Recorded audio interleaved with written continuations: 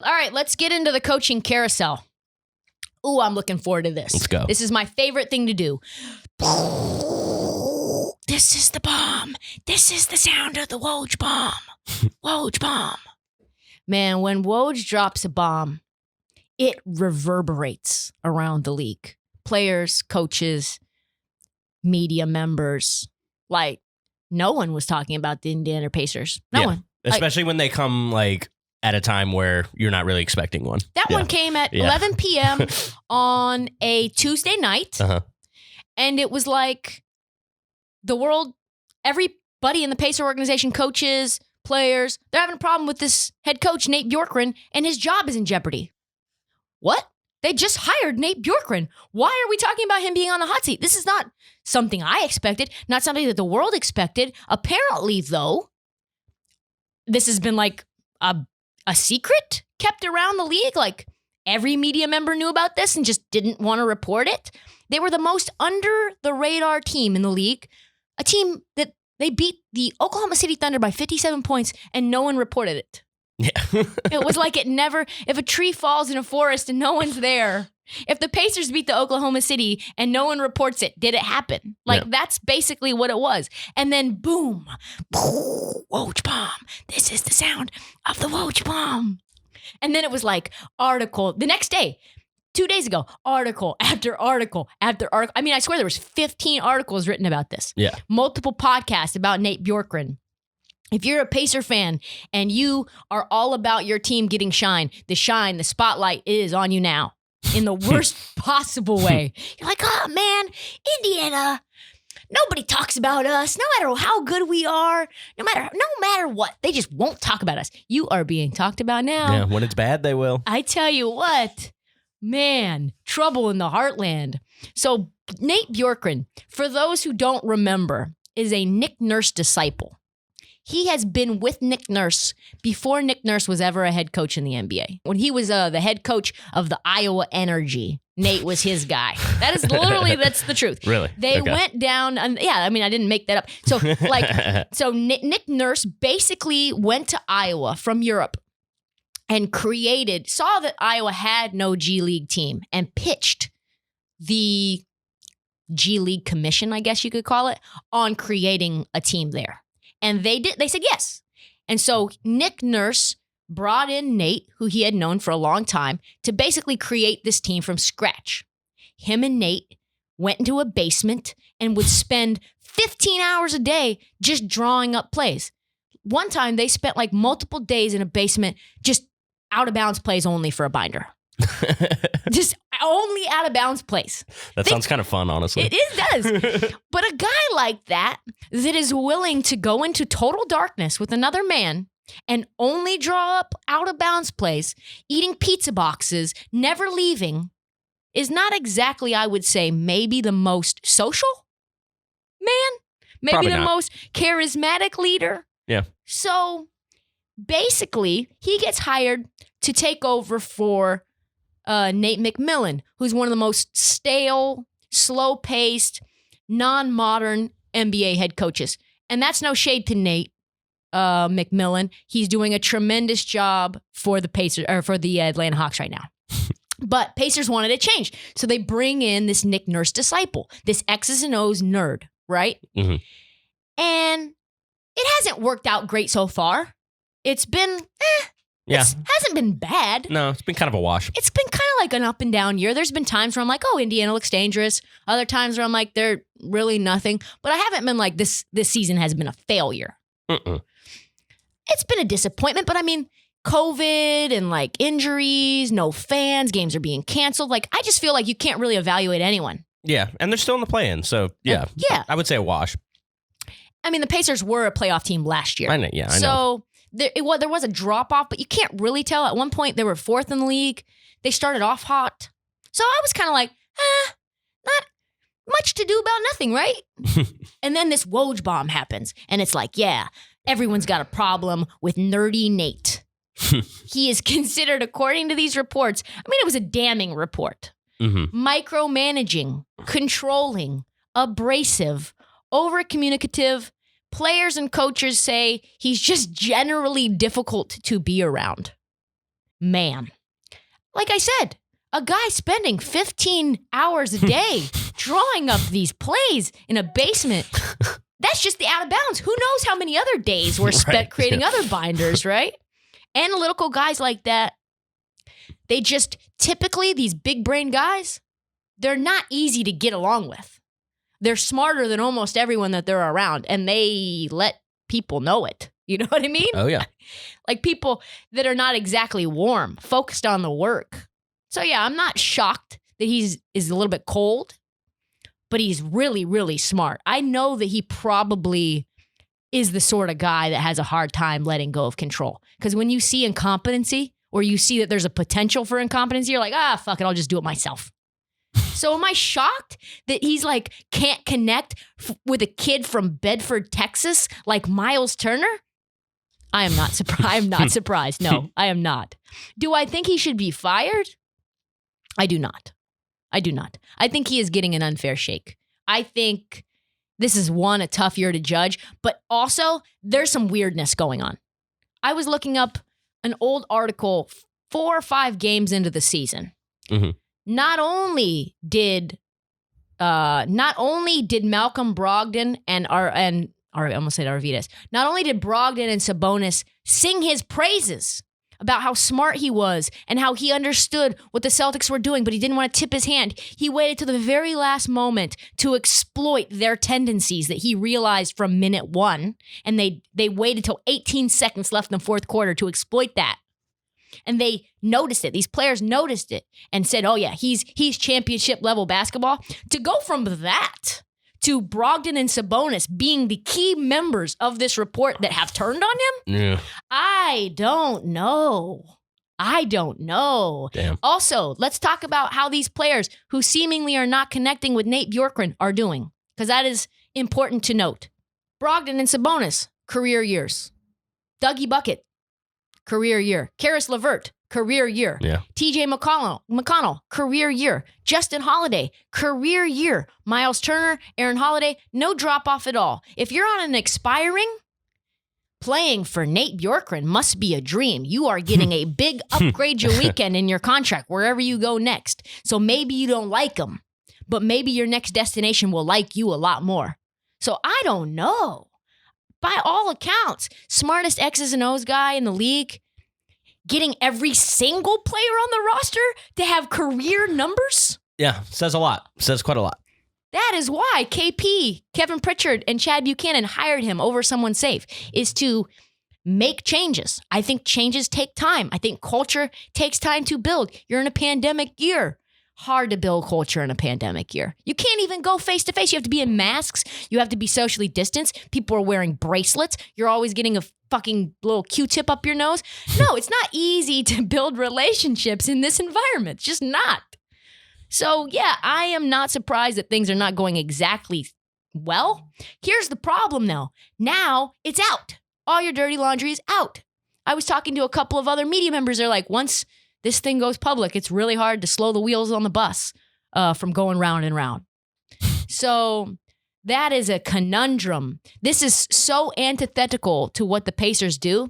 I think that they've only fired the least amount of time a coach has played for them before being fired was 2 years. But mostly it's around 4 years. Mm-hmm. So if the Pacers organization lets him go after 1 year, after letting go of Nate McMillan, after letting go of Frank Vogel, it's like, do you just fire everyone? Yeah. That's a bad pattern. It's a bad pattern, and it makes you look bad. And frankly, I don't think that Kevin Pritchard and Chad Buchanan are the type of humans that want to cut bait this fast either. So it is bad. Nate Bjorkgren had to address the media 2 nights ago after this report came out, and then his assistant got into a fight on the bench with a player. So things are not good in Pacer land. But if I had to predict, I'd say he stays. Another coach on the hot seat, Mike Budenholzer. I've been on this one for about a year now, I would say, and people are starting to come around to it. It's still kind of like up and down, though, with him, how people view him and talk about him. He's a fascinating case, isn't he? A little bit. Seems a little surprising. They're in Bucks are the 3rd seed. Mm-hmm. They've beaten They're 5-1 against the Sixers and the Nets. Mm-hmm. So that's a mismatch problem for the number 1 and number 2 seed in the East. It would be very surprising to most folks, most casuals, that he would be on the hot seat. But, and actually, funnily enough, Budenholzer and Billy Donovan got the Coach of the Year award last year. Yeah. So if you think that means something, that means nothing. No. Oh, yeah. Coach of the Year means, Byron Scott won Coach of the Year once. I think Dwayne Casey won Coach of the Year and then was fired right after that. It might be the greatest indication of you being fired, getting the Coach of the Year award. So I don't think it's as strange, though, as people would have it seem. This has been a long, like you said, you've been on this a year. It's been a long time coming. And I think it really dates back to Budenholzer's moves when they gave up that 3-1 lead to the Toronto Raptors. Oh, yeah. It was all but set. Mm-hmm. And I think if you beat the Toronto Raptors, you win that title. Oh, yeah. I mean, the Warriors you beat a depleted Warriors team. Correct. Yeah. That's a decimated team, and now Giannis already has a ring. His legacy is sealed. Budenholzer's legacy is sealed.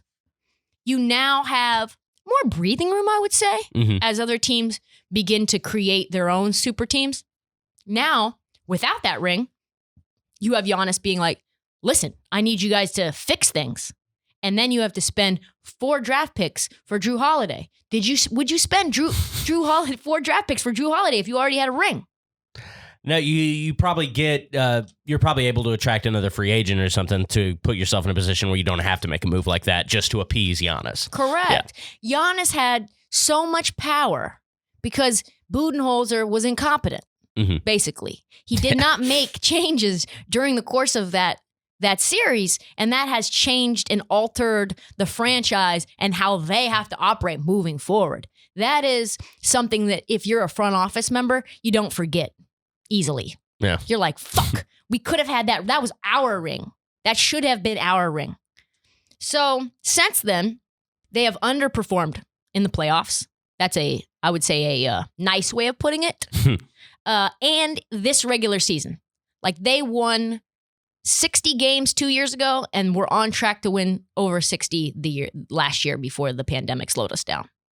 So they were the best basketball team in 2 straight years, best basketball team in the NBA, and this year drop off, even with an upgrade at Drew, right? Mm-hmm. And the reason I think that they've underperformed, and the reason that people say that they've underperformed, is because Budenholzer just will not make adjustments. He just stays firm no matter what happens. And he mismanages talent, too. We saw it this year with Torrey Craig, who wasn't getting minutes for them, and now he gets traded to Phoenix, and he's been... It's a great point. Yeah. Torrey Craig, I think he's not aware. There are certain guys that, I think actually, as much as we're going to talk about him in the next segment, Terry Stotts is very good at extracting value out of pieces. Mm-hmm.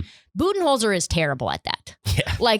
I believe that, and I think you and I might have talked about this before, or maybe it was me and Ario when he sat in for you, but Chris Middleton, I believe, is being completely misused. Yeah, no, this wasn't one of the episodes I missed, but yeah, I tend to agree. Yeah.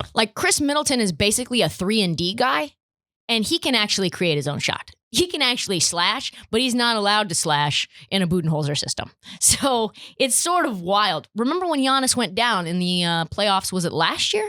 Wasn't it? Yeah. Yes. Giannis went down with an ankle injury last year, and basically the offense had to run through Chris Middleton. And I was like, oh, wow. Yeah, they did okay. I didn't even know you could do those things. Yeah. So that's Budenholzer.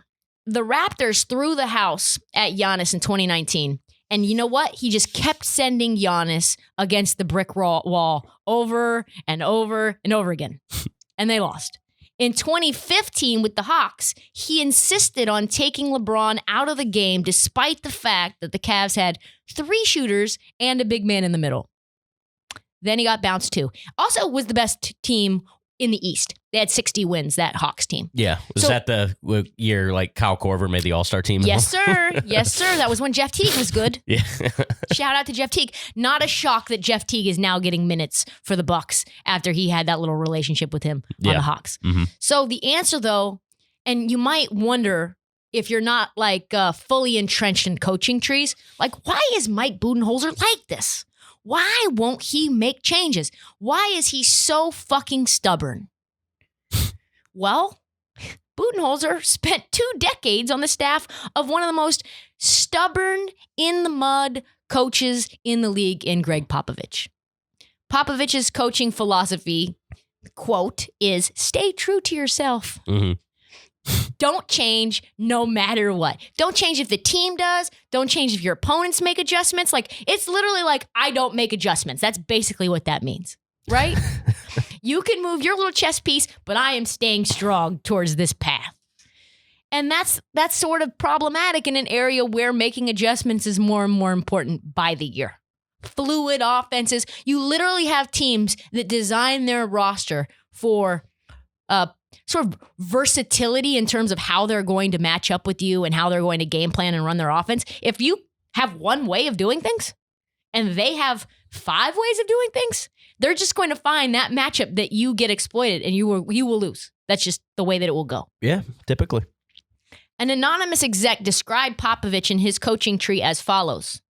My guess is they need to adhere to that principle because that's how coaches are. Principles are everything, and they would rather lose than abandon their beliefs. What some consider adaptable and flexible, they consider flaky and inconsistent. It's almost a badge of honor to have a principle and see it through. I mean, that's trash. Yeah. That is a trash way of doing business. Yeah, it's easy to have that philosophy when you have Tim Duncan, Tony Parker, and Manu Ginobili for 12 years. Yeah. Thank you.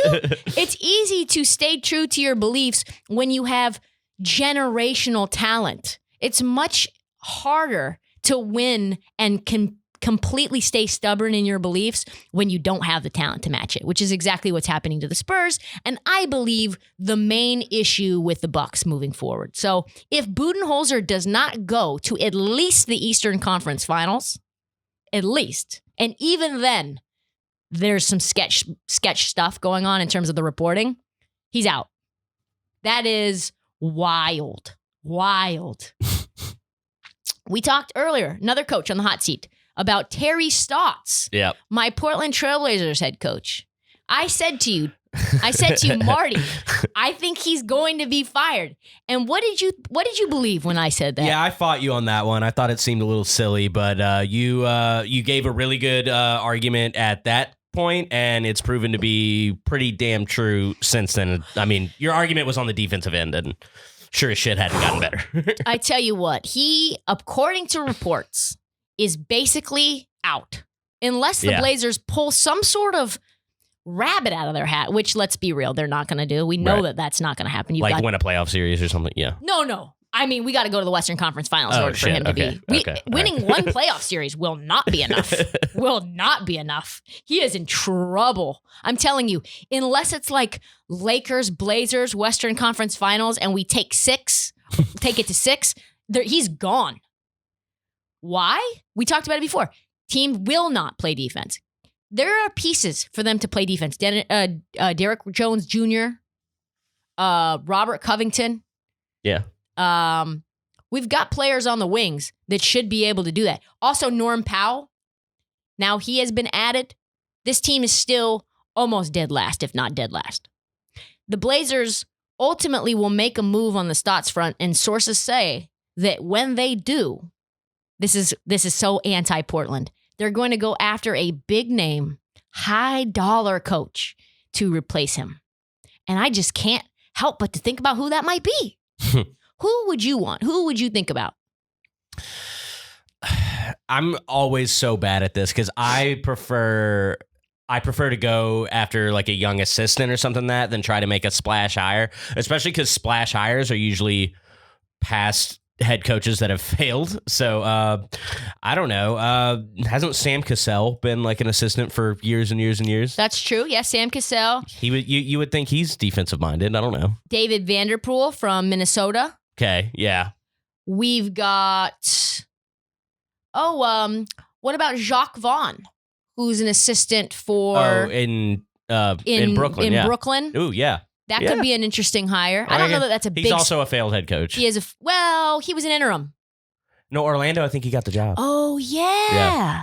So most people who are going to get the head coaching gigs that are big splashy names failed somewhere. Right. Or they would still be there. Right. And that's happened before, so it's not completely fair for me to say. Jason Kidd is on the list as well.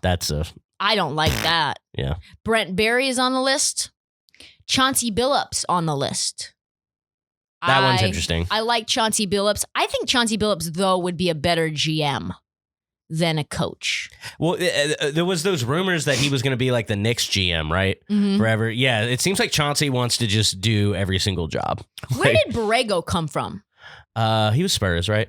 Yeah, so I think Chauncey Billups in that list would be the best. But all I know for sure is that I was right and that Terry Stotts is fucking gone. Another coach. This one's been on the list for a while, too. Luke Walton of the Sacramento Kings is firmly on the hot seat. Still a head coach somehow. Man, I tell you what, it's brutal because he's not good in any way. And I think everyone knows he's not good in any way. And yet somehow he remains employed. He rode that hot start for the Warriors in 2015 when Kerr was sitting out. The 73-9 Warriors. Yeah. He's ridden that for, we're on like year 6 of that.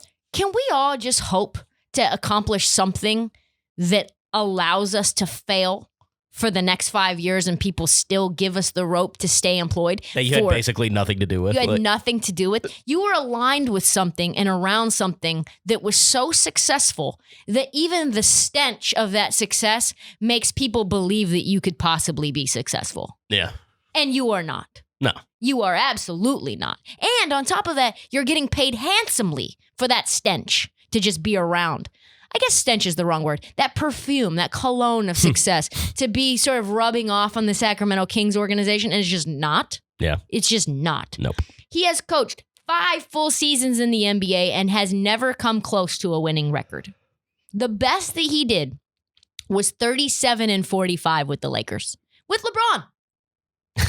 With LeBron. 37-45 with the LeBron James led Lakers. You gotta be fucking garbage if all you can get is 37 wins with LeBron James. Let's look at this roster again. We have my man Isaac Bonga, shout out, Lonzo Ball, Michael Beasley, well, that was bad, Reggie Bullock, KCP, who's still there, Alice Caruso, who's still there, Josh Hart, Brandon Ingram, Kyle Kuzma, JaVale McGee, 3-time champion, Rajon Rondo, champion, Lance Stevenson, and Ivica Zubac.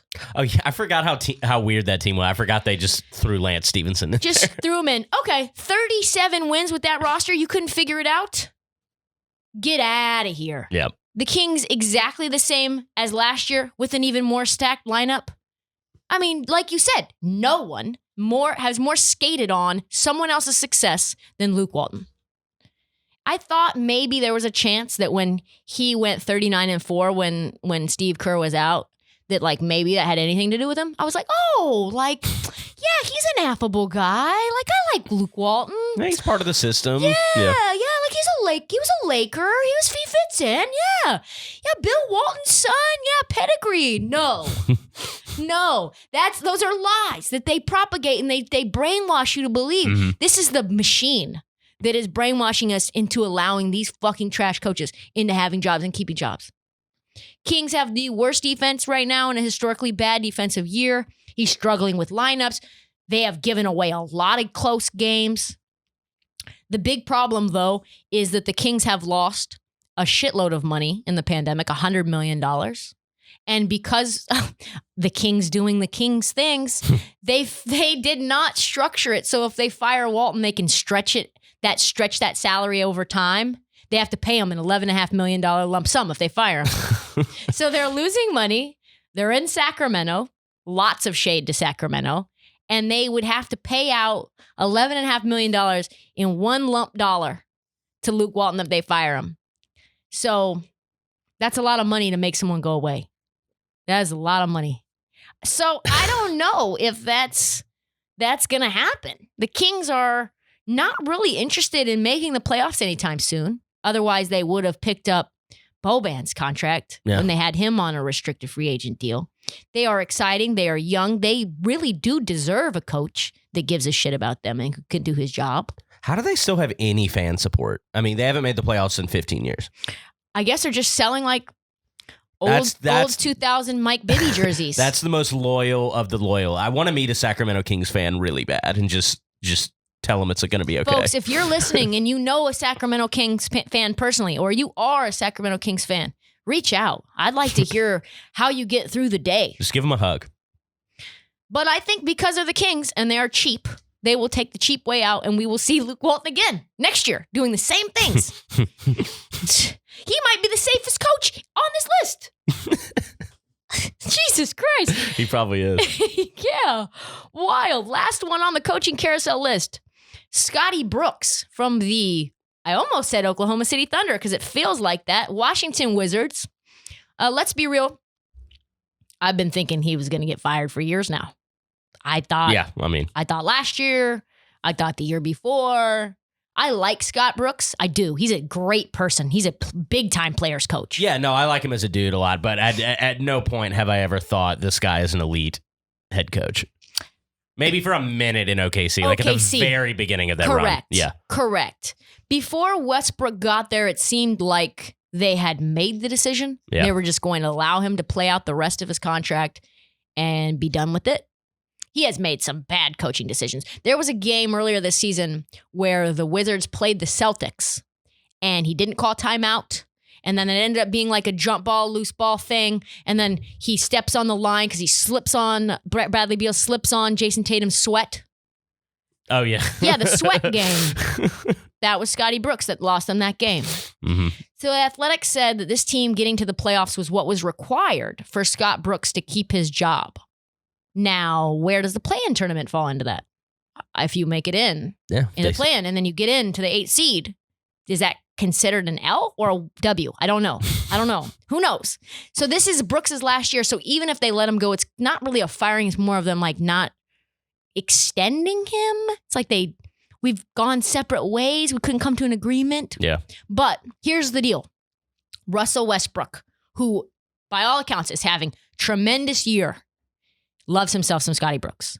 The only reason he came to Washington was because of Scotty Brooks. Because he lets him do whatever the fuck he wants. He said, I want to be unleashed again. That's what a person who gives you no boundaries, that's what you are, is unleashed. And he looks fucking amazing right now, and they are winning. Russell Westbrook, let's talk about it. He is now making $44 million last year. And a $47 million player option in 2022. Probably pick that up. He'll probably pick it up. $50 million. I'd say you don't let that slide. So I think actually, instead of Scotty Brooks being on the hot seat, I think he gets an extension. I mean, why not at this point? They gave D'Antoni a 1-year deal with like a 1-year option at the end of his tenure in Houston. Yeah. I think he'll get, my guess, 2-year extension. That's my guess.